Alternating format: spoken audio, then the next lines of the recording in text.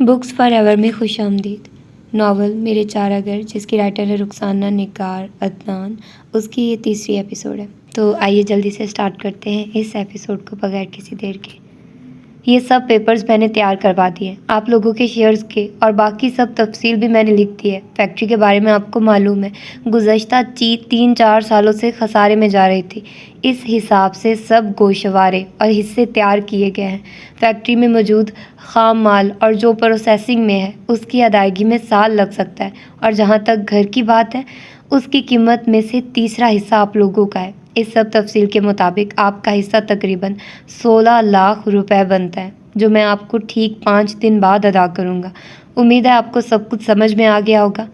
ताजी के चेहरे पर दुनिया जहान की अजनबियत थी और आंखों में सर्द मोरी। वो अभी चंद मिनट पहले मम्मी के बुलाने पर उनके कमरे में आई थी। जोया और हारिस मम्मी के बिस्तर पर ही बैठे थे जब ताजी अंदर दाखिल हुए, और अंदर मौजूद नफूस के वजूद से कतन बेनियाज उन्होंने मम्मी के पास कुर्सी पर बैठकर हाथ में पकड़े पेपर्स में से एक पर लिखी ये तफसील किसी रोबोट की तरह पढ़ना शुरू कर दी थी।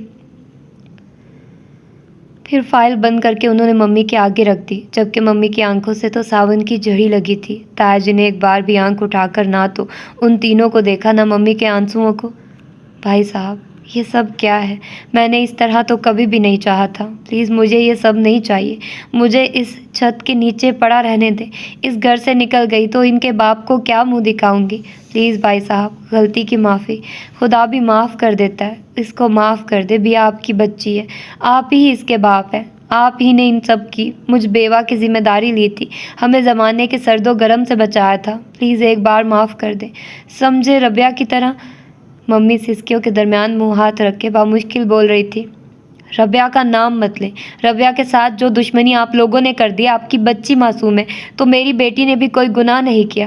ठेकरे की मांग थी वो उसकी, जिसे सुबह उसका होने वाला ससुर नज़रअंदाज करके चला गया, सिर्फ इस बदकिरदार लड़की की वजह से जिसने इस घर की हवा गंदी की।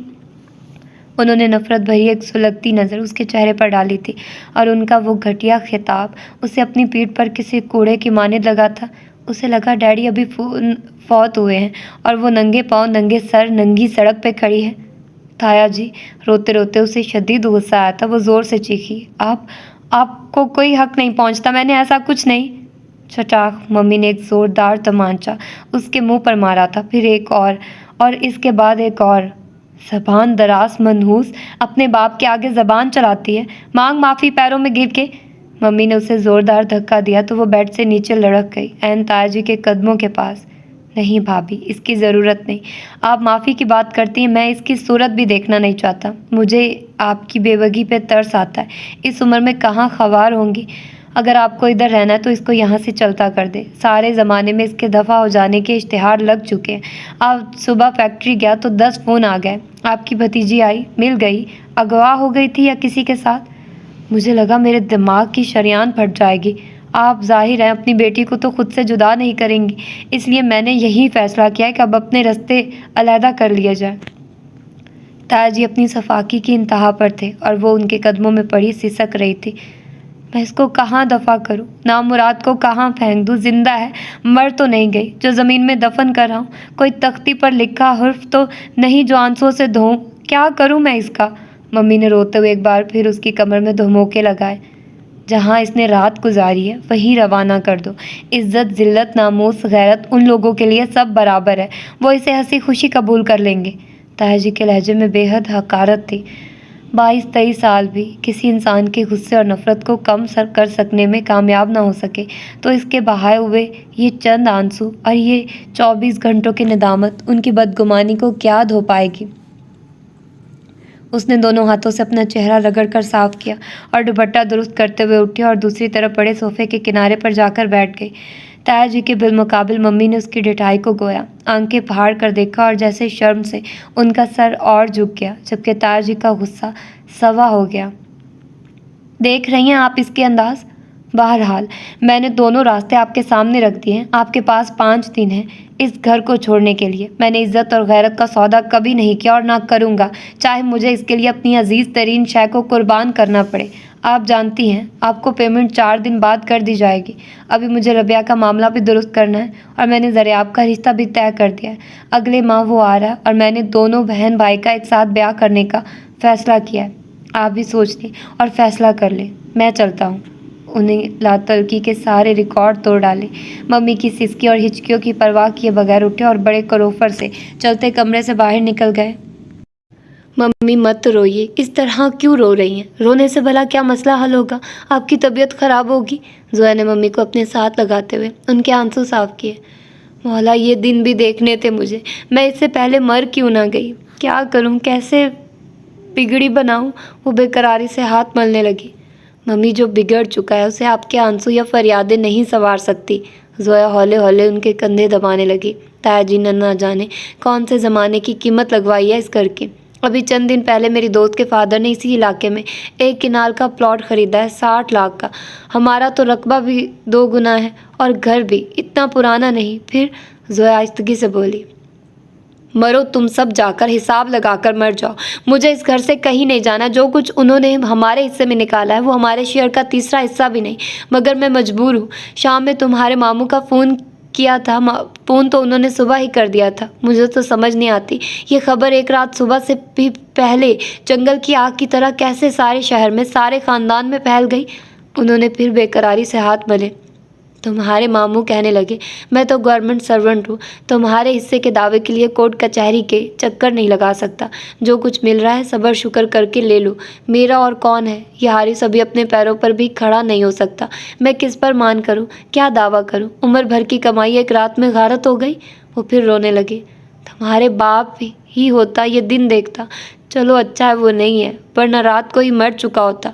उन्होंने सर दा भरकर उसे देखा और ज़ोर शोर से रोने लगी। कमरे में अब उनकी सिसकियां गूंज रही थी।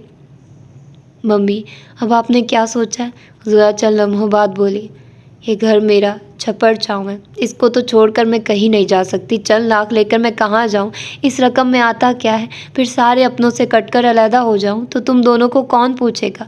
हारिस को अभी अपने पैरों पर खड़ा होने के लिए वक्त चाहिए। फिर तुम्हारा अच्छा खासा रिश्ता तय है वलीद के साथ। एक की खातिर मैं तुम दोनों के नसीबों से खेल जाऊँ?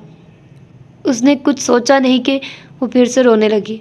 ठीक है, मैं ही कहीं चली जाती हूँ। मुझे नहीं मालूम था कि पत्थरों से बने इस घर में रहने वालों के दिल भी पत्थर से बने हैं। एक मामूली सी गलती को जिस अंदाज से लिया गया है मम्मी, मुझे खुद से नफरत होने लगी है। और इतनी नफरतों में कोई कैसे जी सकता है? इससे अच्छा है मैं ही मर जाऊं। आप इस घर की चौखट छोड़कर कहीं ना जाइए। अपने दोनों लाडलों को सीने से लगा कर रखिए। मैं ही खुद को कहीं दफा कर लेती हूँ। आंसुओं के दरमियान उसने चीख कर कहा और दौड़ती हुई कमरे से निकल गई। दिमाग ख़राब हो गया इसका। ये नहीं सोचती कि मेरी नज़र में तुम तीनों की भलाई है। अगर आज इसकी खातिर सबको छोड़ छाड़ कर चल पड़ूं तो कहीं कदम ना जमा पाऊंगी। सारे ज़माने की थू थू रहता जो दिमाग इसका लग गया, इसके बाद तुम दोनों का सवाल ही कौन होगा? किस किस के आगे कस्में खाऊंगी इसकी पाक दामनी की? जब अपने यकीन नहीं कर रहे तो गैर कब करेंगे? मुझे तो सब नज़र आ रहा है कि इस घर से निकलकर हमारे साथ क्या क्या हो सकता है। मैं अकेली बेवा इसमें क्या ऐसे हालात का मुकाबला करूंगी? हारिस, तुम उठो, जाकर वलीद को बुला कर लाओ। 8 बज रहे हैं। उन्होंने घड़ी पर नज़र डाली। हारिस उठकर बाहर निकल गया। क्या करेंगी आप? जोया ने परेशान नज़रों से उन्हें देखा। तुम जाओ उस बदनसीब के पास, जज्बात में आखिर कोई हमाकत न कर बैठे। उन्होंने उसे भी उठाते हुए अजलत भरे अंदाज में कहा तो जोया ना चाहते हुए भी सर हिलाकर बाहर निकल गई। तो वो बेकरारी से वलीद का इंतज़ार करने लगी। अम्मी अम्मी, देखिए तो कौन आया है। दरवाज़ा रोशी ने खोला था। सामने मंजली मामी और वलीद को खड़े देखकर वो सलाम करना भी भूल गई और खुशी से चिल्लाते हुए अंदर की तरफ दाखिल हो गए। रात के 9 बज रहे थे। स्याह रात चारों तरफ फैल चुकी थी। फिज़ा में शदीद हब्स था। दूर कहीं झिंगड़ बोल रहे थे, बिस्मिल्लाह, 100 बिस्मिल्लाह। भाभी जान आइए। वलीद आओ बेटा, अंदर आओ। आप लोग दरवाजे में क्यों खड़े हैं? सादिया हामती कामती तेज़ कदमों से बाहर आई थी। रोशी बेवकूफ़ी ने बैठक में तो बिठाती। आइए भाभी जान। उन्होंने पहले भाभी को गले लगाने की कोशिश की। वो ज़रा की ज़रा उनके गले लगी, फिर उनके पीछे चलती हुई बैठक में दाखिल हो गई। रोशी बैठक के दरवाजे में खड़ी थी। वो दोनों खामोशी से अंदर जाकर बेद के बने सोफ़ों पर बैठ गए। सोफ़े पर प्रिंटेड कुशन पड़े थे। दरमियान में लकड़ी की मेज़ और उसके सामने 2 कुर्सियाँ। कोने में पीतल का एक गमला पड़ा था जिसमें मसनूही पौधे लगे थे।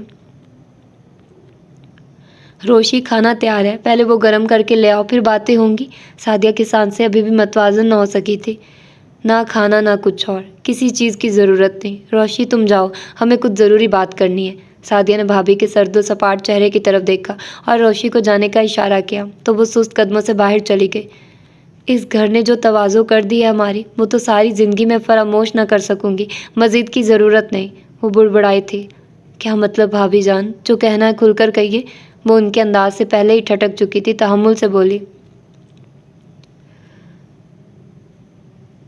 इन्हें जो भी कहना है बहन, खुलकर ही कहना है। हमने तो कभी सोचा भी नहीं था कि नसीब में ये दिन भी आएंगे कि उन्होंने फिक्रा अधूरा छोड़ दिया कि मुझ जैसी कमज़ात और हकीर के घर आकर कोई बात करना पड़ेगी। सादिया तन से बोली, छोटी ताई बात को उलझाइए नहीं, अब इसका कोई फ़ायदा नहीं। वलीद ने आहिस्तगी से कहा, मालूम है मुझे, कल बिया तुम्हारे घर आई थी। उन्होंने सादिया की आंखों में आंखें डालकर पूछा। हाँ, कल तो मेरी ज़िंदगी का यादगार दिन था। मेरी बच्ची इस घर में आई थी। हाँ, कल का दिन हमारे लिए भी यादगार रहेगा ताउमर, वो कल्स कर बोली। वो रात भर रही थी यहाँ। हाँ, मौसम बेहद ख़राब था और हमारे पास सवारी नहीं थी। मैं कैसे भेजती उसे, बहुत बेचैन थी वो और मैं भी, मगर कोशिश के बावजूद। वो जैसे अफसोस भरे लहजे में बोली, और सुबह यहाँ से कैसे गई थी? आफ्ताब के साथ। वो उसे घर छोड़ कर आए थे। वो बेचैन से लहजे में बोली, और तुम दोनों माँ बेटी इसके बाद कहाँ थी? कोशिश के बावजूद उनका लहजा तल्ख हो रहा था। हम किसी की अयादत को अस्पताल गए थे, लेकिन आखिर इस जिरह का मकसद? वो ज़िद होकर बोली, जिरह तो हमारी तकदीर ने की है, कटहरे में तो हमें नसीब ने ला खड़ा किया है। वो एक गहरा सांस लेकर बोली और फिर झुलमलाती आंखों के साथ मनोअन सारा किस्सा उन्हें सुना दिया। ये गुल खिलाया है तुम्हारे मियाँ ने, मेरी बच्ची की मासूमियत को यूं दागदार किया कि उसने अपने सारे हिसाब चुका दिए इस ख़ानदान से बदला लेने के। आखिर में वो रो ही पड़ी। मेरे खुदाया, और मुझे किसी बात का इल्म ही नहीं। सादिया सर पकड़ कर बैठ गई।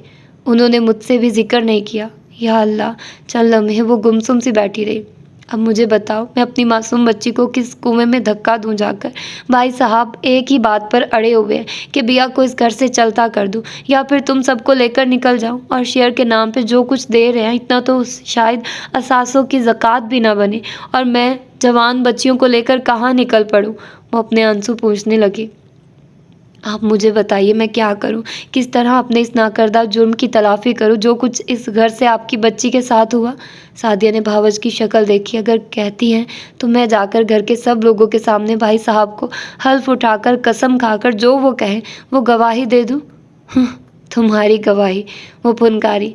वो तुम्हें कुछ नहीं समझते तो तुम्हारी गवाही कौन कबूल करेगा? तो फिर बताइए मैं क्या करूं? मेरे लायक क्या खिदमत है? वो कुछ रखाई से बोली। उन्होंने ज़रियाब का रिश्ता भी पल भर में तोड़ दिया, बल्कि कहीं और तय भी कर दिया, और अगले माह उन दोनों की शादियां भी कर रहे हैं। आरफा ने आहिस्तगी से पुरमलाल लहजे में कहा, गोया बिया कि वो माफ़ भी कर दे तो भी अपनी बहू नहीं बनाएंगे। बहू? वो उसकी सूरत नहीं देख रहे, बद किरदार तक कह डाला है उस मासूम को। पता नहीं कौन से जन्म का बैर निकाला है जीते जी। वो तो मर गई। अल्लाह माफ़ करे, ऐसा तकब्बुर है एक यतीम के साथ ये ज़्यादती। भाई साहब के सीने में दिल नहीं पत्थर है। मुझे तो लगता है उन्हें किसी बहाने की ज़रूरत है ये रिश्ता तोड़ने के लिए। सादिया आखिर में दबे लहजे में बोली, क्या कह सकती हूँ, मजबूर हूँ, बेबस हूँ। चल लम्हे को खामोशी छा गई। राफे राफे क्या कर रहा है आजकल? आरफा चंद लम्हों बाद बोली, MBA का फाइनल है, वलीद के साथ ही है। शाम को पार्ट टाइम जॉब करता है, इसीलिए रात को देर से आता है। वो सरसरी लहजे में बोली। सादिया, मेरे पास कोई रास्ता नहीं बचा और कोई फ़ैसला मुझसे हो नहीं पा रहा। मैंने भाई साहब की मिन्नत की कि वो मुझे कुछ वक्त दें, चंद माह में मैं बिया का कहीं देख कर रिश्ता कर दूंगी, मगर वो एक दिन की भी मोहलत देने को तैयार नहीं। दूसरी सूरत में जायदाद के कागज़ों का पलंदा हाथ में लिए बैठे कि पकड़ो और निकलो इधर से। सादिया चुपचाप सुनती रही।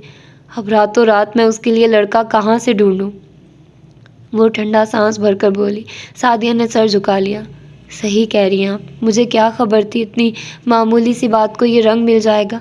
आफ्ताब ज़ुबैरी, क्या कहूँ मैं तुम्हें? उन्होंने आखिरी फ़िक्रा दिल में कहा था। उन्होंने मुझे कहा है, बल्कि ताना दिया है कि वो उसको वहीं भेज दो जहाँ ये रात गुजार कर आई है। वो झिझकते हुए बोली तो सादिया ने चौंक कर उन्हें देखा। मतलब अगर आप बिया को इधर भेजना चाह रही हैं तो मुझे कोई एतराज़ नहीं, वो मुझे रोशी से बढ़कर प्यारी होगी। वो ठहर ठहर कर बोली, यहाँ? मगर किस नाते से? वो कोशिश के बावजूद मुद्दा बयान नहीं कर पा रही थी। मेरी बेटी बनकर। वो तेज़ी से बोली। बेटी तुम्हारी एक ही है रोशी, सारी दुनिया जानती है। फिर आप बताइए। सादिया ने जैसे हथियार डाल दिए। तुम राफे के लिए बिया। वो चुप कर गई। ओह, उन्होंने होंठ सुखेड़े। अब समझी मैं इस काबिल कब से हो गई भाभी जान। वो जैसे तंज से बोली। सादिया, अब तुम भी तंज करोगी। मैं तो पहले ही छलनी हो रही हूँ। उनकी आंखें फिर से छलकने लगी। भाभी जान, मैं तंज नहीं कर रही, सिर्फ आपको हकीकत बता रही हूँ। मेरा घर आपके सामने है, आपके सर्वेंट क्वार्टर से भी गया गुजरा। आपकी बेटी कनालों में रहने वाली, गाड़ियों में घूमने फिरने वाली, हज़ारों की शॉपिंग करने वाली और खानों से भरी टेबल पर सूंघ कर खाने वाली, वो यहाँ कैसे रहेगी? तुम भी तो कनालों से उठकर आई थी, तुमने भी तो ज़िंदगी गुजारी है ना। मेरी बात छोड़िए, मैंने तो जुआ खेला था और ज़िंदगी कैसे गुजारी। अगर आपको इल्म नहीं तो फिर रहने दे इस जिक्र को यहीं। वो तल्खी से बोली। आरफा सवालिया नज़रों से उन्हें तकने लगी। कुछ देर को खामोशी छा गई। सादिया। थोड़ी देर बाद आरफा लजाजत से बोली। भाभी जान, मुझे मालूम है इस वक्त आप बहुत मुश्किल में हैं और चूँकि आप पर ये मुश्किल मेरे शौहर के घटियापन की वजह से पड़ी है। अगरचे ये भी एक कहने वाली बात है, अगर आफ्ताब ऐसा ना भी करते तो भी भाई साहब। खैर, आप इस वक्त जाइए, क्योंकि ये फ़ैसला बहरहाल मैं अकेली तो नहीं कर सकती। मुझे आफ्ताब से, राफ़े से मशवरा लेना पड़ेगा, बल्कि ज़्यादा ज़रूरी राफ़े की मर्ज़ी है। उसके बगैर मैं कुछ नहीं कह सकती। सादिया, बहुत वक्त नहीं है मेरे पास। वो जैसे गिड़गिड़ाई। भाईजान, जब आपको यकीन है कि आपकी बेटी बेगुनाह है, बेकसूर है, तो आप यूं खुद को हलकान क्यों कर रही हैं? और मैं आपको बताऊं, इस सारे किस्से में अगर भाई साहब जिम्मेदार हैं तो कुछ कमज़ोरी आपकी भी है। आपने खुद रो रो कर मिन्नतें कर करके अपनी बेटी को सबकी नज़रों में छोटा किया है। शायद शानदार ज़िंदगी एकदम से छोड़ना इसी तरह दुश्वार होता है कि आदमी अपनी इज्जत, अपने खून को भी दाव लगा देता है। वो तन से बोली। आप जाइए, मैं कल शाम से पहले आपको फ़ोन करके बता दूंगी। वो कहते हुए उठी तो आरफा कुछ शर्मिंदा सी उठ खड़ी हुई। बेहतर था आप खाना खा लेती। दरवाजे के पास सादिया मुरव्वतन बोली। वलीद उन दोनों से पहले बाहर निकलकर गाड़ी में बैठ चुका था। मैं फ़ोन का इंतज़ार करूंगी, कल शाम से पहले। वो दहलीज पार करते हुए बोली। अल्लाह हाफिज़ भाभी जान। सादिया ने कहते हुए उनकी गाड़ी रवाना होने से पहले ही दरवाज़ा बंद कर दिया। इस दुनिया में रिश्ते कुछ भी नहीं है, सिर्फ ज़रूरत की जंजीरें हैं जो सबको एक दूसरे से बांधे हुए हैं। वरना रिश्ते कच्चे धागे एक ज़रा सी गलत फहमी के झटके से टूट जाते हैं। ज़रूरत पड़ी तो फिर गिरा लगाकर जोड़ लिया, तलखी हुई फिर से तोड़ दिया। और ये गिरोह वाला बंधन कितना पायदार हो सकता है, इस बात को सोचने की ना तो सबको फुर्सत है ना ज़रूरत। वो दरवाजे से पुष्ट लगाए आंखें बंद किए सोचने लगी। सामने खड़ी रोशी उन्हें हैरान नज़रों से देख रही थी। उसकी हैरत देखकर वो हौले से मुस्कुरा दी। आखिर क्या मुसीबत है, नंबर क्यों नहीं मिल रहा? उसने कोई 10वीं बार ज़रियाब का नंबर ट्राई किया था, बल आखिर कुछ देर बाद ज़रियाब की आवाज़ उसके कानों से टकराई। हेलो हेलो हेलो, मैं अबिहा। ज़रियाब, आप कहाँ हैं? मैं सुबह से ट्राई करके थक चुकी हूँ। वो बेकरारी से बोली। मैं बिज़ी था, घर पे नहीं था। बहुत रस्मी सा लहजा था ज़रियाब का। घर के फ़ोन पर आंसरिंग मशीन। मेरा मैसेज। अबिहा, तुमने क्यों फ़ोन किया है? उसने बड़े आराम से उसकी बात काटी। मैंने सुबह से फ़ोन सुन लिया है मैंने। प्लीज़ जो बात करना है करो, मुझे कहीं ज़रूरी काम से जाना है। बेहद रूखा लहजा था। बिया का दिल किसी ने मुट्ठी में ले लिया। ज़रियाब, मैं बहुत परेशान हूँ, बहुत ज़्यादा। इधर बहुत कुछ गलत हो गया, एक रात में, एक दिन में। वो सिसक उठी। उसने कोई जवाब नहीं दिया। आपको ताया जान ने फ़ोन किया? ताया ने। उसकी लंबी खामोशी पर वो बोली थी। मालूम हो गया मुझे तुम्हारी इस गलत हरकत का ख़मियाज़ा मेरे वालिदैन को कैसे भुगतना पड़ा है। कुछ एहसास है तुम्हें? मेरी बहन का रिश्ता तकरीबन टूट गया है और जो ख़ानदान भर में हमारी रुसवाई हुई है वो अलग। हमदानी अंकल की फैमिली नाराज़ हो चुकी है और तुम अपनी परेशानी का सुना रही हो। परेशानी का पहाड़ तो हम पर टूटा है तुम्हारी वजह से। वो जैसे फट पड़ा। वो तो उसका लहजा सुनकर ही गुंग रह गई। तुम इस कदर अहमक लड़की होगी ये तो मैंने कभी सोचा भी नहीं था। वो घटिया और नीच लोग जिनको कभी हमारे वालिदैन ने मुंह लगाने की कोशिश ना की, तुम उनमें रात बिताने चली गई। तुम्हें ज़रा शर्म ना आई? मुँह से बुरी तरह लिताड़ रहा था। ज़रियाब, वो जैसे पत्थर की हो गई। अब बताओ तुमने मुझे क्यों फ़ोन किया है? इन सारे हालात में तुम्हारा इस तरह फ़ोन करना। वो डिठाई का लफ्ज़ मुँह में ही दबा गया। ज़रियाब, क्या आपको मेरा यकीन नहीं? मैं कोई भी इस तरह की गलत हरकत जिसका इल्ज़ाम ताया जान ने। मुझे तुम्हारा यकीन था। वो चबा चबा कर बोला। अब नहीं है क्या? अब अगर तुम्हारा यकीन करूँगा तो भैया, मैं अपने वालिदैन का मान नहीं तोड़ सकता। वो पहले ही तुम्हारी हरकत की वजह से हर्ट हुए हैं। मेरी मासूम बहन रबिया किस तरह आंटी मुंह पर कह गई कि हमें क्या मालूम था इस घर की लड़कियां ऐसी दीदा दलेर हैं। सोचो उसके मासूम दिल पर क्या गुजरी होगी। उसे अपने घर वालों के हर एहसास की खबर थी। और जो क़यामत मेरे दिल पर टूटी है, तुम्हें उसकी कुछ खबर नहीं। वो चीख कर बोली, वो तुम्हारी अपनी गलती की सज़ा है। इसमें मेरा या मेरे घर वालों का कुछ हाथ नहीं। अलबत्ता हमें तुम्हारे जुर्म की सज़ा मिली है। वो नहायत सफाकी से बोला, जुर्म?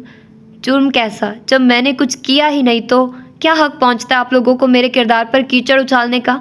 उसका जहन माऊफ हो रहा था। मत चीखो, जो झूठे होते हैं वहीं इस तरह चीखा करते हैं। मैं झूठी हूँ तो तुम्हारे वालिदैन कौन सा गंगा नहाए हुए हैं। उनके साजिशी जहन देखे हैं। मैंने करोड़ों की जायदाद में से चंद लाख हमें इस बहाने से देकर दूध में पड़े बाल की तरह निकाल बाहर करना चाहते हैं। शट अप बिया, मेरे और तुम्हारे बीच अब कोई रिश्ता नहीं। अगर कुछ था तो मेरे पेरेंट्स उसको तोड़ चुके हैं और मैं अपने पेरेंट्स के फैसलों का पाबंद हूँ। और आइंदा मुझे फ़ोन मत करना। खुदा हाफिज़। एकदम लाइन बेजान हो गई। झूठा दगाबाज फरेबी अब पेरेंट्स के फैसलों का पाबंद है और मैं कुछ भी नहीं। वो वहीं कारपेट पर बैठकर धुआंधार रोने लगी। एक आखिरी आस भी चकनाचूर हो गई। उसी वक्त कोई ज़ोर ज़ोर से दरवाज़ा पीटने लगा। कौन है? अब कौन सी आफत आई है? उसने झुंझलाते हुए दरवाज़ा खोला। सामने जोया खड़ी थी। भैया ने अपना मुंह दुपट्टे से रगड़ा और उसकी तरफ पुष्ट फेर कर खड़ी हो गई। बेफिक्र रहो, मैं खुदकुशी नहीं करूँगी। मैं बहुत बुज़दिल हूँ। वो जोया की नज़रों का मफहूम जान कर बोली और जैसे थक कर इजी चेयर पर गिर गई। तुमने ज़रियाब भाई को फ़ोन किया था? जोया ने चंद लम्हों बाद पूछा था। किया था। फिर? वो दरश्ती से बोली। हो गई तसल्ली। वो जैसे दरवाजे से चिपकी उसका फ़ोन सुन रही थी। मैं सोच भी नहीं सकती थी कि ये पूरा ख़ानदान इस कदर धोखेबाज होगा। इनके ज़ाहिर और हैं, बातिन और। वो जैसे मुंह में ही बुड़बुड़ाई। अब तो सोच सकती हो ना? जोया दिल गिरफ्तगी से बोली। और इसके बावजूद मम्मी इन्हीं लोगों से चिपकी रहना चाहती है जिन्होंने इस तरह हमारा तमाशा बनाया है। वो सुल कर बोली। तुम्हारे लिए खाना ले आऊँ? जोया उसकी बात नज़रअंदाज करते हुए बोली। जहर ले आओ कहीं से। वो तब कर बोली। जी जलाने से कोई फ़ायदा नहीं। जोया समझाने वाले अंदाज में बोली। मम्मी कहाँ हैं? अपने कमरे में। उन्होंने खाना खा लिया? नहीं। जोया प्लीज़ तुम यहाँ से चली जाओ और मुझे अकेला छोड़ दो। उसने आंखें मूंद ली। जोया काफ़ी देर खड़ी रही। आखिर हार कर वो कमरे से बाहर निकल गई। तो ये थी इसकी तीसरी एपिसोड। होपफुली कि आप लोगों को पसंद आई होगी। तो फिर मिलते हैं इसकी चौथी एपिसोड में। और मैं बता दूं कि मैं सारा नॉवल ऑलरेडी रिकॉर्ड करके ही आप लोगों को दूंगी, तो परेशान मत होइएगा कि मैं आप लोगों को टाइम से एपिसोड नहीं दूंगी। टाइम से इस नावल को इंशाल्लाह ख़त्म करूंगी। तो फिर मिलते हैं इसके अगली एपिसोड में। अपना ढेर सारा ख्याल रखिएगा। अल्लाह हाफिज़।